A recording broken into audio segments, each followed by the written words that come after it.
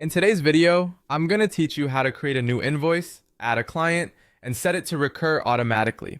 First, head to the invoice section on the right side of your screen. This is your starting point for everything billing related. Once you're there, click on Create New Invoice. This opens a fresh invoice draft so you can add client details, dates, and what you're billing for.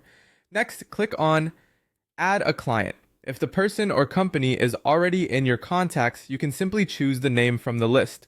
If not, type the first name, then enter the last name.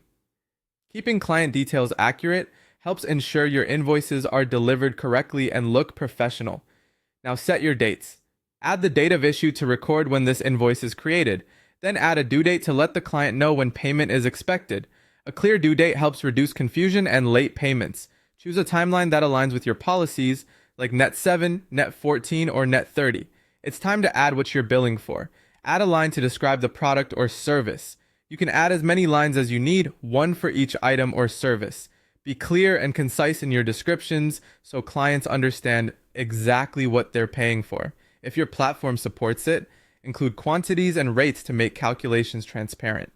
If this invoice should go out regularly, look to the right side and find Make Recurring. Click on Make Recurring to open the recurring settings, then click on Make Recurring again to activate it. Choose the next issue date, which is the next time this invoice will automatically be generated. Decide whether the number of invoices should be infinite, which keeps it running indefinitely, or specify a set number if it should end after a certain count. Choose your delivery options based on how you want the invoice to be sent, typically by email or another supported method. If you want to streamline payments, check the option to allow online payments.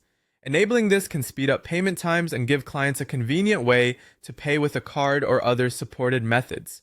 When everything looks correct, click Done to confirm the recurring settings. Finally, click Save to store the invoice. Saving ensures your details are captured and, if recurring, that the schedule is set.